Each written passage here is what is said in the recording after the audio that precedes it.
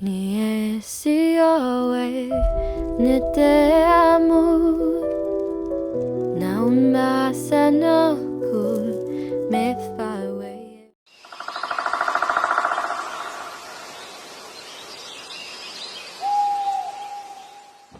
Imagine if the forest could speak, if every tree on this earth could feel your pain, if all life were connected, beating like one single heart. James Cameron's Avatar shows us exactly this truth. Avatar is not just science fiction, it is a warning. It is a reflection of reality.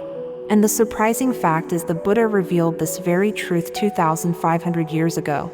Have you ever wondered what philosophy truly inspired James Cameron's Avatar? Many believe the film is influenced by Hinduism because of the word avatar. But the real question is, does the movie truly follow the Hindu idea of divine incarnation, or is it carrying a deeper, calmer, and more compassionate message rooted in the fundamental teachings of the Buddha? Let us explore together which philosophy Avatar truly reflects. Iwa and the idea of interconnectedness.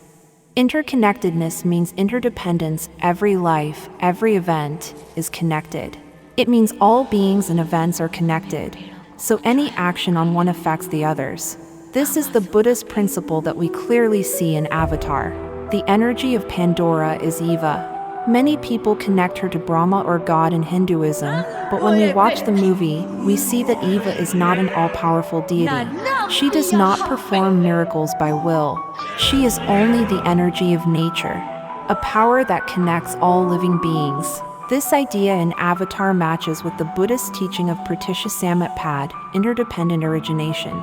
The Buddha said 2,500 years ago that all things arise in dependence upon causes, nothing exists in isolation. Eva in Avatar is exactly that, not a heavenly god like in Hinduism, but only the living connection of life. Eva is the invisible energy of Pandora. She flows in the trees, echoes in the rivers, and connects the consciousness of every living being. Exactly as the Buddha said, everything is bound by cause and effect. Nothing exists alone or in isolation. This is the same interconnectedness that we see in Avatar. If you bring anger, the world will burn, and if you bring compassion, life will blossom. That is mutual dependence, interconnectedness. Not the soul, but consciousness. According to the Gita and Upanishads, the soul is eternal, immortal, indestructible. Hinduism believes that every being has a permanent soul, which remains even after the body is gone and takes rebirth. This soul comes from Brahma and finally merges back into Brahma. In Advaita Vedanta, the soul itself is Brahma. But in Avatar we do not see any eternal soul. There is no connection of the soul with God. What we see is only the flow of consciousness and its transfer, the transfer of consciousness. We see this when Jake Sully's consciousness permanently transferring into the Navi body, a touch of consciousness. This is a Buddhist principle called Vijnana Santati, the continuity of consciousness. It means carrying forward consciousness through contact. The philosophy in Avatar is this: everything is connected. There is no eternal soul but only consciousness, which is not permanent. Nothing happens by God's will but only by cause and effect. This does not match with Hindu philosophy. Instead, it reflects the Buddha's Pratityasamutpada. Hinduism's idea of soul is based on an eternal Atman and its journey of rebirth. But such a permanent soul does not exist in the world of Avatar. Compassion, nonviolence, and respect for life. If someone claimed that compassion and nonviolence ahimsa came from Hinduism, it would sound odd. Because compassion is not the center of Hindu teachings. The whole world knows that in Eastern philosophies, the principles of compassion, mercy, and nonviolence were propounded by the Buddhism, and they stand at its very core. These are among the most powerful and influential teachings given by Buddhism. In Avatar, the Navi respect every living being. Before hunting, they say, "I thank you for your life." This thought is directly linked with Buddhist compassion. In Hinduism, gods and goddesses are the center of worship, but in Navi civilization, there is no god, no blessing, and no divine punishment. Their compassion does not come from fear of God. It comes naturally from the bond between human and nature. Exactly the compassion that the Buddha taught. Compassion born out of the fear of God is not true compassion, it is fear. But the Navi people have no fear of divine punishment, and yet they show compassion toward all living beings. This is not theistic compassion, rather, it is entirely based on the relationship between humans and nature, exactly as described in the Buddha's teaching. One kind of compassion arises from the fear of divine punishment, and another arises from a natural, innate feeling. The Buddha taught us this natural and genuine compassion, and that is the very compassion we see in the film Avatar. Greed, hatred, delusion, destruction. In Avatar, humans attack Pandora out of greed for its resources. The Buddha said that greed, hatred, and delusion are the roots of suffering and destruction. The film clearly portrays this exact truth. Nowhere does it feel like some god will come and deliver justice, as in the Hindu idea of Avatar. Here, results are decided by humans themselves. This is Buddhist philosophy, the teaching of karmas and right action. In this film, there is no place for any god.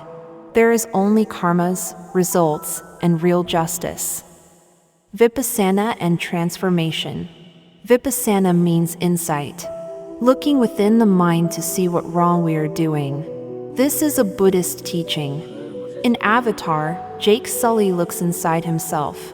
He realizes what wrong he is doing, and from that, his heart changes.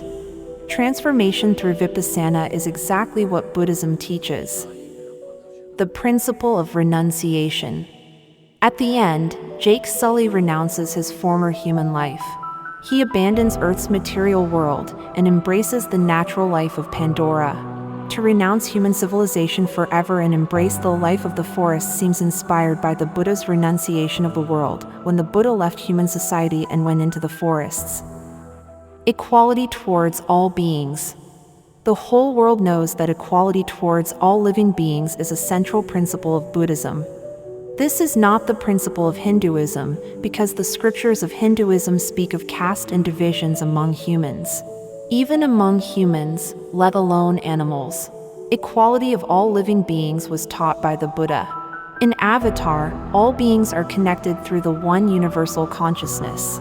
This connection of life through consciousness is the teaching of the Buddha, not Hinduism. In the Asuttava Sutta, the Buddha said consciousness arises from causes, from that arise mind and form. One who understands this never discriminates among beings. It means, through consciousness, we are one. This is the Buddha's teaching. And this is exactly what we see in Avatar. Why Avatar resonates more with Buddhism? The message of Avatar is very clear. We are not separate from nature, we are part of one living stream. This idea is less about God-centered philosophy of Hinduism and more about the experiential, nature-based philosophy of Buddhism. In this film, there is no God who grants boons, no God who punishes. There is only one truth. If you destroy nature, you destroy yourself. The film gives us a message of love and compassion for nature. The word avatar is indeed taken from Sanskrit, where it means descent, but the story of the film is not based on any Hindu god or divine incarnation. There is no incarnation of Vishnu or any other deity here, nor does anyone receive any divine power. The incarnation of Vishnu means that God's own soul descends upon the earth, that too with miraculous powers. However, looking at the storyline of this film, the concept of God doesn't really fit into it. But in Buddhism, there is no omnipotent God. There is only the transformation of consciousness. An ordinary person, by renouncing greed, attachment, and ego, walks on the right path. Just as in this film, Jake Sully is not an incarnation of God, nor does he receive any boon or power from God. He transforms himself through his own consciousness, freeing himself from inner greed. This is precisely the Buddhist path. There is no eternal soul, only the transformation of consciousness, and this is what we see in the film Avatar.